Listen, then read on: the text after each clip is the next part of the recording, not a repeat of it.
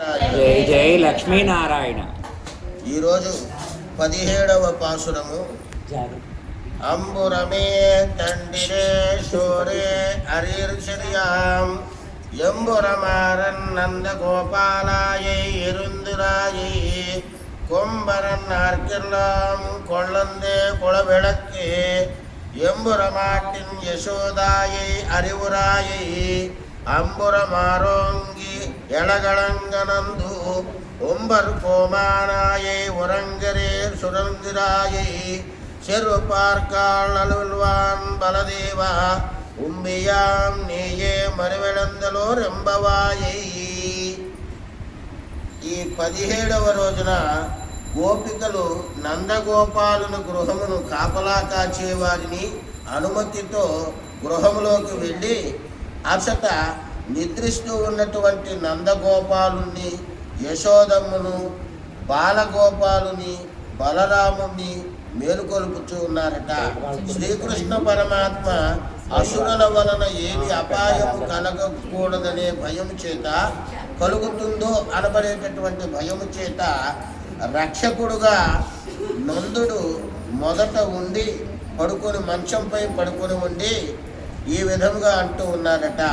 ఆ యొక్క గోపికలందరూ కూడా చూడగానే వస్త్రములు, నీరు, అన్నము అందరికీ కూడా దానము చేస్తూ ఉండేటటువంటి ఓ నందగోపాలుడా, మాకు సర్వరక్షకుడైనటువంటి శ్రీకృష్ణ పరమాత్మను అనుభవింప చేయకూడదా స్వామి అని గోపికలు ఈ విధంగా ప్రార్థిస్తూ ఉండగా, ఈ పాసురంలో ముందుగా మనకి నందగోపాలుని మేల్కొనుట అనగా ఆచార్యుల యొక్క సమాశ్రయణం చేయుటగా మనకి తెలియబడుతూ ఉన్నది.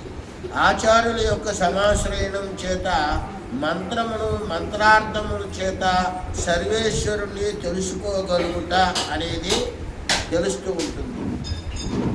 భగవానుని ప్రేమించినటువంటి భాగవతులను ఆశ్రయించిన ఎడల ఈ జీవునికి భగవానుడు అనుగ్రహించగలడు అనేటటువంటి విషయం మనకి తెలుస్తూ ఉంటుంది.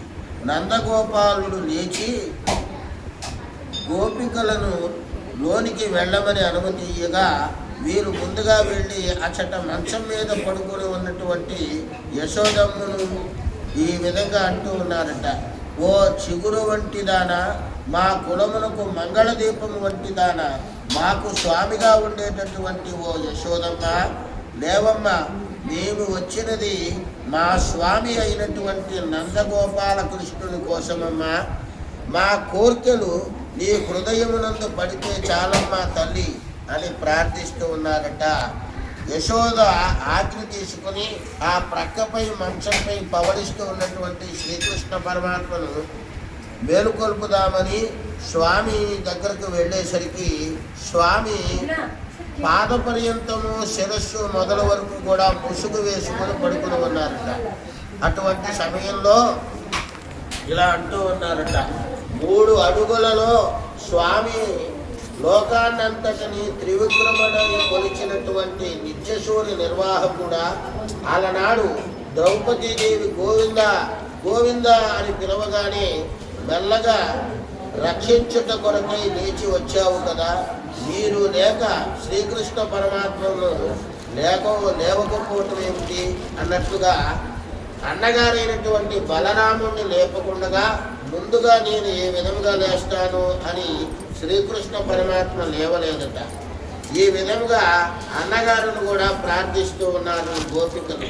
బంగారు కడియలను పాదముల వరకు ధరించినటువంటి శ్రీకృష్ణ ప్రేమ ఐశ్వర్యమనే మిక్కిలి సంపత్తు కలిగినటువంటి బలరామ, మీరు మీ తమ్ములను కూడా లేపండి, లేచి మమ్ములను కృతార్థులను చేయండి అని ఈ పాసనంలో గోపికలు ఆ యొక్క బలరామకృష్ణుడు లేపుతూ ఉన్నారట.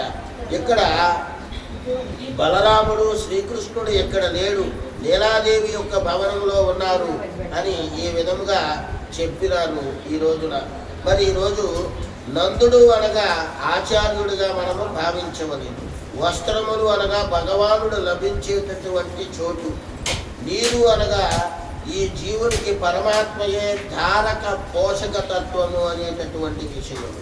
అన్నము అనగా భగవత్ కైంకర్యం అనబడేటటువంటి బ్రహ్మమయము. యశోద అనగా నారాయణుని యొక్క మంత్రాక్షరి యొక్క విషయాన్ని తల్లి ద్వారా తెలుసుకుంటా. నామావతారము అనగా విశ్వవ్యాప్తమైనటువంటి భగవతత్వాన్ని కలిగి ఉండుట. బలరాముని పాదములు అనగా బంగారు కడీలు అనగా ఆ యొక్క బలరాముని పాదములు గల బంగారు కడీలు అనగా జ్ఞానానికి ప్రతీకగా మనకి తెలియబడుతూ ఉంటుంది. జై శ్రీమన్నారాయణ. జై శ్రీమన్నారాయణ. జై జై లక్ష్మీనారాయణ. జై జై లక్ష్మీనారాయణ. ఓం నమో నారాయణాయ. ఓం నమో నారాయణాయ. ఓం నమో నారాయణాయ.